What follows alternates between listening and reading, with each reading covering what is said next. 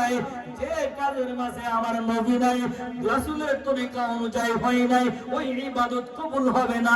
আপনার নামাজ কবুল হবে না, আপনার রোজা কবুল হবে না, আপনার হজ কবুল হবে না, আপনার যাকাত কবুল হবে না, আপনার ইবাদত কবুল হবে না।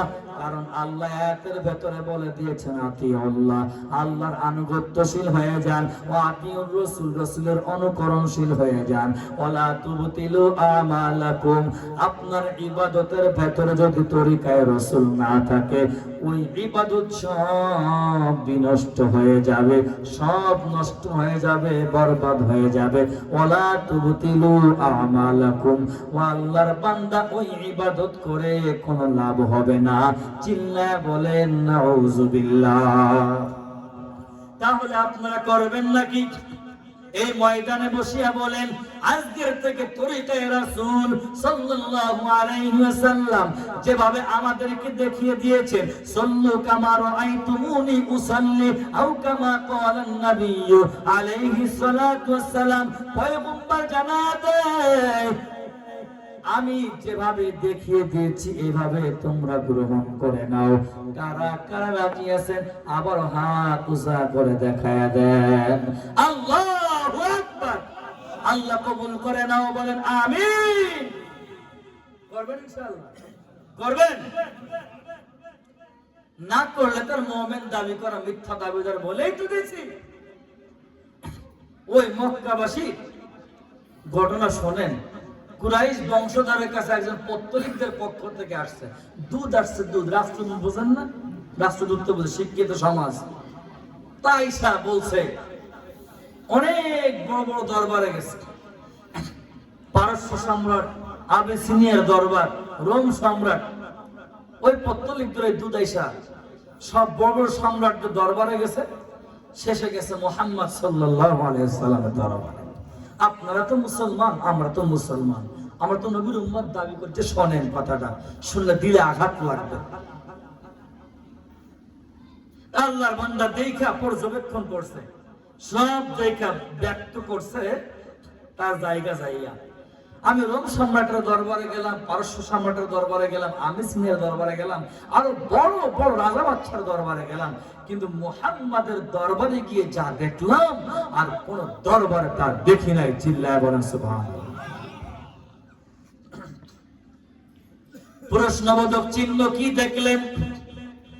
আল্লাহর বান্দা ডাক দিয়ে জানায় দেয়, দেখলাম কোন রাজা বাদশার দরবারে সুশৃঙ্খল নাই, ভদ্রতা নাই, আদব নাই, বিনয়িতা নাই, নম্রতা নাই, আন্তরিকতা নাই, ভালোবাসা নাই, অনুকরণ নাই, অনুসরণ নাই।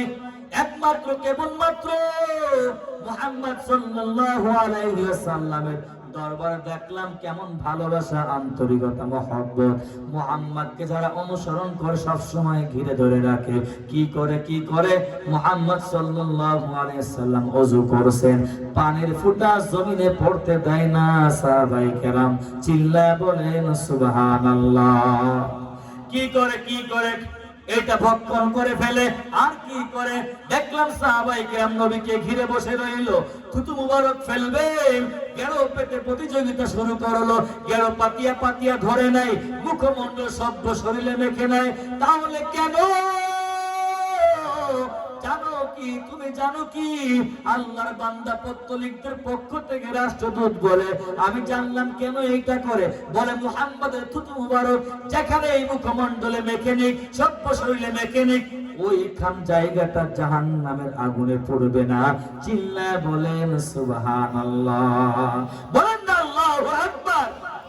সেই নবীর উম্মত আপনি, সেই নবীর উম্মত আমি, কিন্তু আমরা চিনতে পারলাম না। এ কলিজার টুকরা যুবক, আরো কত কিছু ভালো করে বুঝবেন। দেখেন আমাদের এলাকায় অনেকে গায়ের ভেতরে সিঙ্গা লাগায়, আছে না নাই? বেদেরা আছে না? বেদেরা রক্ত বের করে, খবরদার এটা করবেন না, এটা শরীয়ত সাবেত করে না। হিজামা লাগাবেন, এটা সুন্নাত। তা নবীর শরীর মুবারক থেকে একটু রক্ত বের করলেন। দেখেন সাহাবায়ে কেরাম আসক্ত। আমি সব হাদিসের কথা বলছি, বানানোর কথা বলছি। আব্দুল্লাহ ইবনে জুবাইর রাদিয়াল্লাহু তাআলা নবীর সামনে একাধিক সাহাবায়ে কেরাম বসা, দর্শন নেওয়ার জন্য, নবীর দর্শন যার জন্য পাগল। আর এখন যদি শোনাছো বাড়িয়া হুজুরে, ওই মাগুরার থেকে ফরিদপুর থেকে লোক আইসা মারছে, এলাকার মানুষ দৌড়ে আর এক দিক পালাবে, যাওয়া যাবে না, ঠিক কিনা? প্রমাণ আছে না নাই? নবী তো আর নাই, কেন হুজুর তোর কথাই বলছে। যাই কেন অন্যদিকে না যাই, ভালো করে বুঝিয়ে নেন। আব্দুল্লাহ ইবনে জুবাইরের কাছে রক্তটা দিয়া দিলেন, যাও নিরাপদে দাফন করিয়ে আসো। আব্দুল্লাহ ইবনে জুবাইর রাদিয়াল্লাহু তাআলা রক্তটা নিয়ে দৌড়ান দিলেন, চলিয়া গেলেন। যাইয়া পথের মাঝে যখন নবীর চোখের আড়াল হয়ে গেল, আব্দুল্লাহ ইবনে জুবাইর নবীর বিশিষ্ট সাহাবী, পয়গম্বরের উম্মত, আল্লাহর বান্দা রক্তটা ভক্ষণ করে ফেললো। আনন্দে আনন্দিত দীর্ঘ সময় ধরে অপেক্ষমান হয়েছিল নবীর দর্শন নেওয়ার জন্য। এ কলিজার টুকরা যুবক, মহব্বত ভালোবাসার বহির প্রকাশ শুনিয়া নাও। নবী আমার যখন আব্দুল্লাহ ইবনে জুবাইর রক্তটা খেয়ে বাসায় আবার ফিরে আসলো, নবীর কামরার ভেতর নবী ডাক দিয়ে বলে, আব্দুল্লাহ ইবনে জুবাইর, আমার রক্তটা কোথায় দাফন করছো বলো। প্রথম কথায় উত্তর দেন নাই, চুপ রইলেন। আব্দুল্লাহ ইবনে জুবাইর ডাক দিয়ে বলিয়া দেয়, ও আমার প্রিয় নবী, আমি দীর্ঘ সময় ধরে অপেক্ষমান হয়েছিলাম আপনার দর্শন নেওয়ার জন্য। আজকে আমি সুযোগ পেয়েছি, আমি আপনার শরীর মুবারকের রক্তটা আমি নিজেই ভক্ষণ করে ফেলেছি, আমার পেটের ভেতরে দাফন করে ফেলেছি। চিল্লায় বলেন সুবহানাল্লাহ, বলেন আল্লাহু আকবার।